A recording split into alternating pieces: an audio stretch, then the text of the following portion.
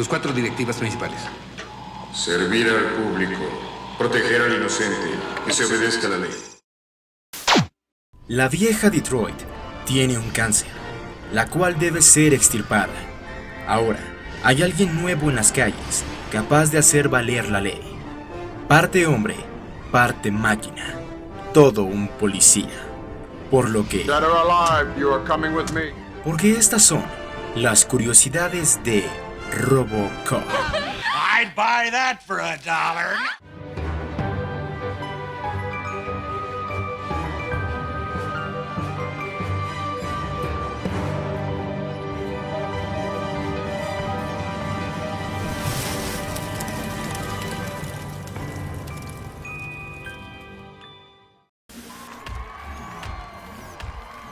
Robo, any comment? Crime does not pay.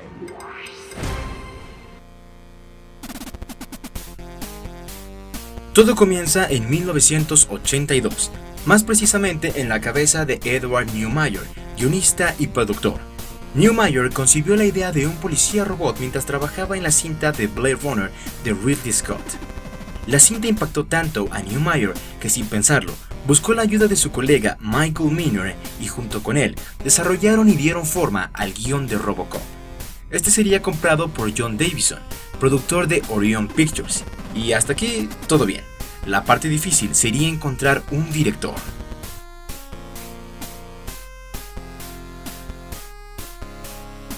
El guión se ofreció a diferentes directores, pero todos lo rechazaban. Entre ellos David Cronenberg, conocido por ser uno de los grandes directores del terror, con cintas como el remake de La Mosca.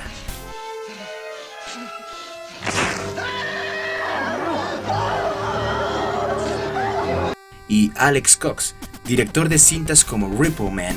That's why they ain't a repo man. I know they don't take speed.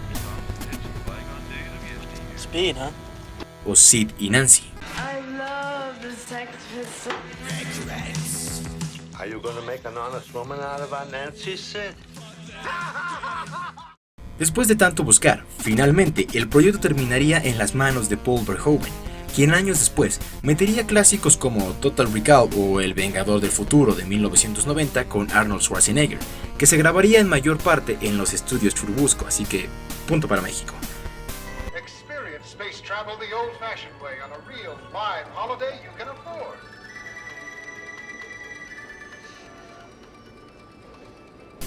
Bajos Instintos del 92 o Starship Troopers del 97.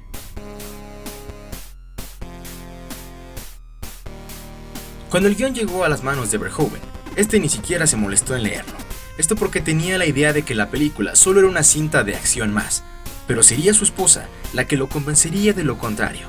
Martine Verhoeven, la verdadera heroína de esta historia. Ella leería el guión completo y cuando notó los elementos burlescos y satíricos que proponía la historia, decidió convencer a su marido del potencial que tenía la película. Así que, mi querida Martine. Thank you for your cooperation. Peter Waller, quien era un actor poco conocido en aquel entonces, siendo su papel en la película Las aventuras de Buckaroo Banzai su trabajo más notable hasta ese momento,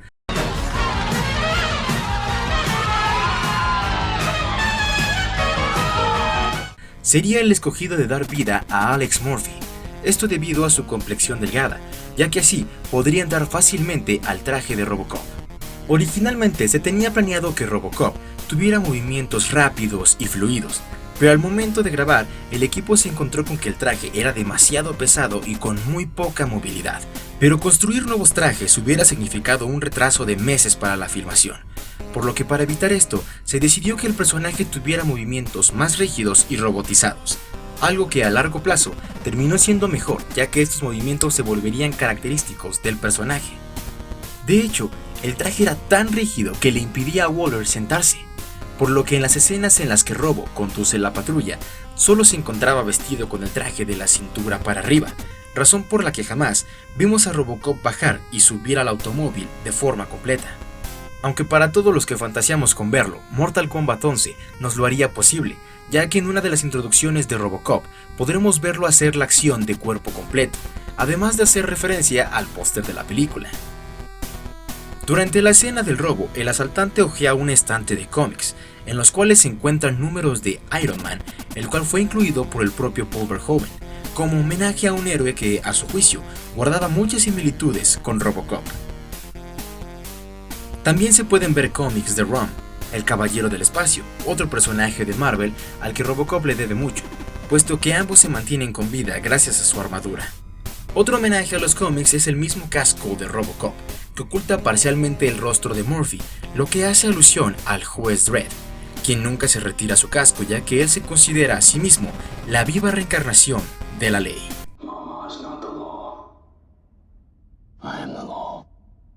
Pero quien realmente sufrió durante la filmación sería Peter Waller.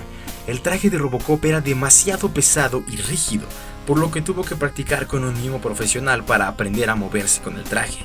Y no solo eso, ya que la armadura resultaba demasiado calurosa, y si a esto le sumamos que el rodaje se llevó en su mayor parte en Dallas, que pasaba por un verano muy de fuego en aquel entonces, lo que provocó que Waller tuviera que ser constantemente hidratado y ventilado, ya que transpiraba de tal forma que llegaba a perder 1,5 kg por día de rodaje. El sistema que usa Robocop no es otro que el mismísimo MC-2, software lanzado por Microsoft en 1982, y que lo podemos notar si miramos al principio de la lista de órdenes, donde dice comandos.com, característica de este sistema. Peter Waller ha contado en más de una ocasión que uno de los momentos que más ha disfrutado de su carrera fue grabar la secuencia de la redada antidrogas, ya que durante esta escena, Waller lleva puesto un Walkman y estaba escuchando la canción Red Rain de Peter Gabriel. I am standing up at the water's edge in my dream. La patrulla que maneja Robocop durante la cinta es un Ford Taurus del 86. Este se escogió ya que buscaba darle un ambiente futurista a la cinta, y el Taurus encajaba perfectamente con este ambiente. De hecho, dentro de uno de los comerciales que vemos en la película, se nos muestra el 6000 Sux, auto que también utiliza Clarence Bodiker y su grupo, pues este auto es un guiño y parodia al Pontiac 6000, quien era en aquel entonces el máximo rival del Ford Taurus. Uno de los fatalities de Robocop en Mortal Kombat 11 guarda algunas referencias a esta primera entrega, ya que Robo utiliza su aguja de datos como arma para clavarla en el cuello de su oponente, tal y como hizo con Bodiker. Utiliza su arma para destrozar una de las manos de su contrincante, igual y como Clarence se la quitó a Murphy. El ED-209 acribilla al rival justo y como sucede en la cinta durante la demostración del robot, para finalmente volarlo en pedazos con el cañón militar de la OSP. Fatality. Robocop wins. Flawless victory. Los efectos especiales estuvieron a cargo de Rob Bottin y Phil Tippett, grandes de la industria por sus trabajos en cintas de culto. Rob Bottin en La Cosa y la Niebla de John Carpenter, y Phil Tippett dentro de la trilogía original de Star Wars.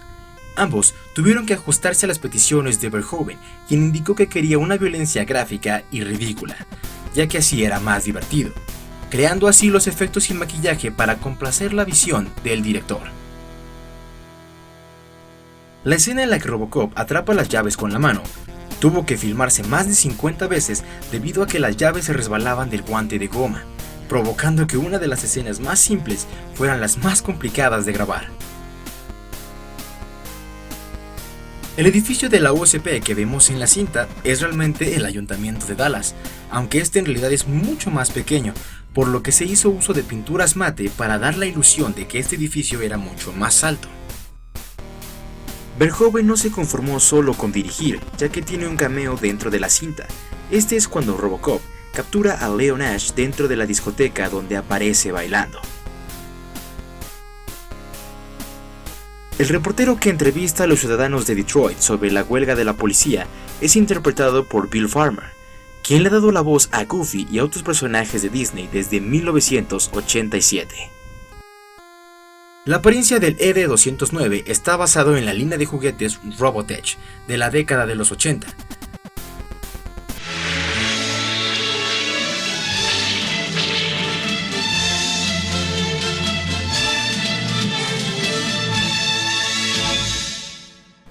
Los rugidos que emitía eran los de un jaguar y los chillidos de un cerdo.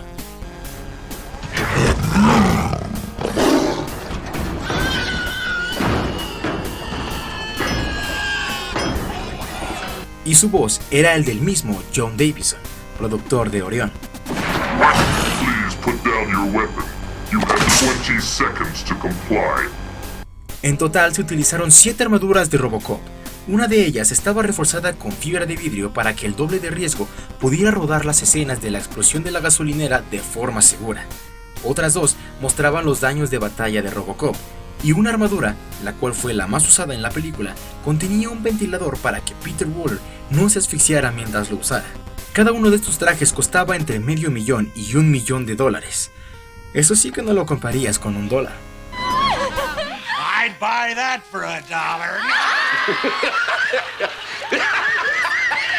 Kurtwood Smith, quien interpreta a Clarence Bodiker, originalmente hizo la audición para el papel de Dick Jones, y cuando lo llamaron para la película, Smith pensó que había sido seleccionado para el papel de Jones. Sin embargo, se encontró con que le habían dado el papel de Clarence Bodiker. Tiempo después, Smith quiso saber el motivo de esto, el cual era que Paul Verhoeven, quien era alemán, había crecido cercano al Holocausto, y cuando vio a Smith con las gafas puestas, no pudo evitar pensar que tenía un gran parecido a Heinrich Himmler, uno de los brazos fuertes de Hitler durante la guerra, por lo que decidió darle el papel de Clarence Bodiker.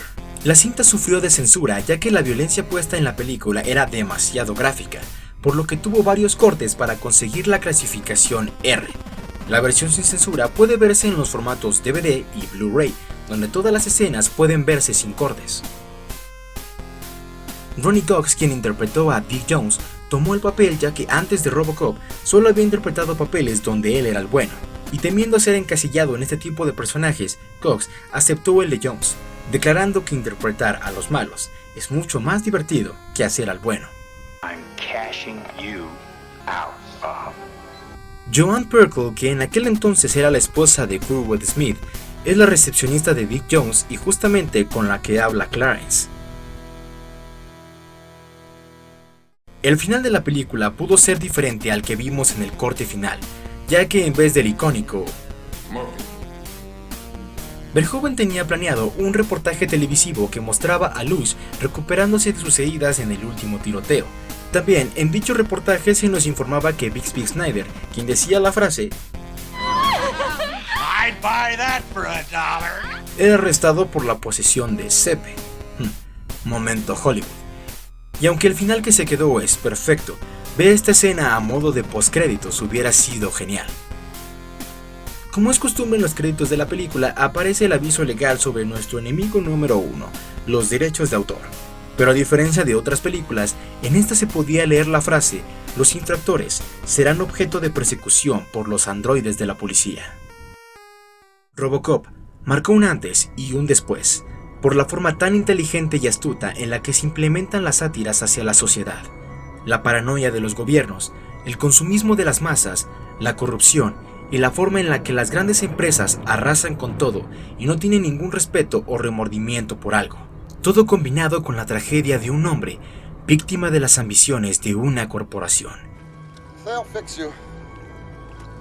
They fix everything.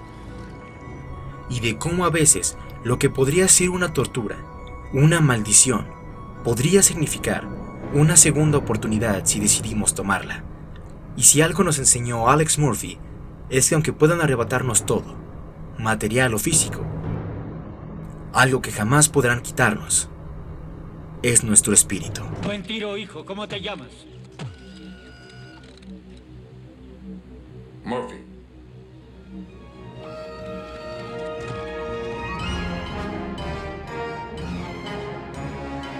Y hasta aquí el video de hoy. Gracias por acompañarnos en estas curiosidades acerca de una de las mejores cintas que nos dejaron los años 80.